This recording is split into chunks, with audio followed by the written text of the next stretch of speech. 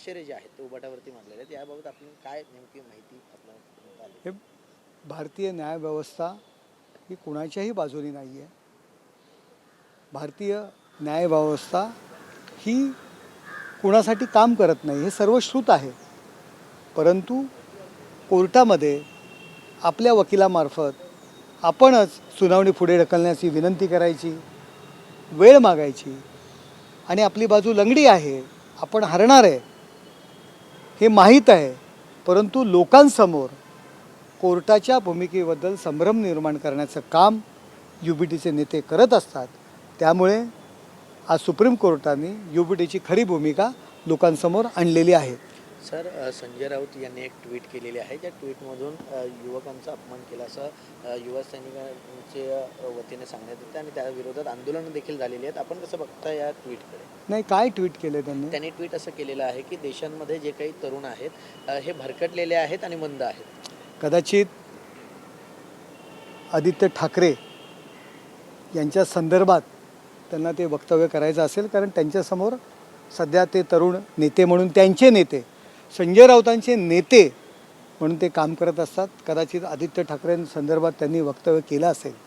परंतु हे वक्तव्य करत असताना नक्की संजय राऊतांची भूमिका काय आहे? संजय राऊत कुणाला आदर्श मानत आहेत? रशियातील लेनिनना का चीनमधील माओवादाला? जो लेनिनवाद आपण म्हणतो 1917-18 साली झारची यांची सत्ता उलथवून टाकण्याकरता जी रक्तरंजित क्रांती झाली रशियात, परंतु त्या रशियामध्ये लेनिन यांनी अनेक सर्वसामान्य माणसांचा सुद्धा मारून टाकलेला आहे, भविष्यातील नेतृत्व संपवलेलं आहे. अशा लेनिनवादाचे ते पुरस्कर्ते आहेत का? जो माओवाद, नक्षलवाद म्हणून जो आपल्या हिंदुस्थानामध्ये सुद्धा अनेक चुकीच्या कारवाया करत आहे, अनेक घातक कारवाया करत आहे, त्याचं कौतुक संजय राऊत करतायत का? नक्की काय संजय राऊत तरुणांची माथी भडकवत आहेत का? नक्की काय करतायत? ही मला तर आता संशय यायला लागला आहे की अर्बल नक्षलवाद म्हणतात. संजय राऊत नक्की या अर्बल नक्षलवादाचा भाग आहे का, याची चौकशी सरकारने करणं गरजेचं आहे. राजन विचारने सुप्रीम कोर्टात याचिका टाकली होती की कुठे ती फेटाळलेली आहे. मोठा दिलासा मिळाला. नाही, दिलासा मिळण्याचा विषयच येत नाही आहे. ऑलरेडी हायकोर्टाने ती याचिका फेटाळली होती. त्यानंतर ते सुप्रीम कोर्टात गेले होते. जो गुन्हा माझ्यावरती नाहीच आहे, कुठला गुन्हा मी लपवलेलाच नाही आहे, परंतु चुकीच्या पद्धतीने संभ्रम निर्माण करणं आणि बरोबर असलेले कार्यकर्ते थांबवण्याकरता अशा पद्धतीचं त्यांनी कृत्य केले होते. तो विषय कुठला आहे? कुठल्या विषयाची ती याचिका होती? ज्यावेळी मनसेची निर्मिती झाली त्यावेळी ठाण्यामध्ये मनसेची सभा उधळली गेली.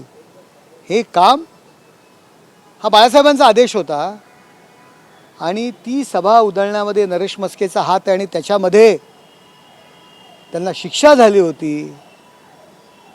अशा पद्धतीचा आरोप त्यांनी मला केला होता.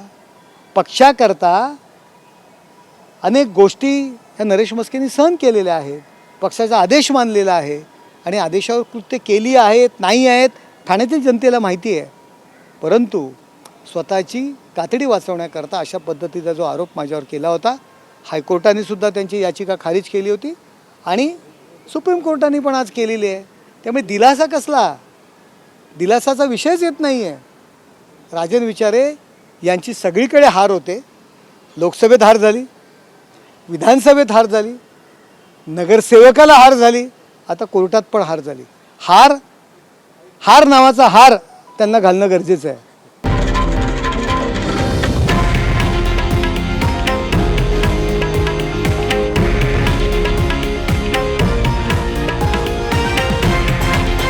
हे आहे देशातील नंबर 1 न्यूज नेटवर्क आणि आपण पाहत आहात TV9 मराठी, एकमेव.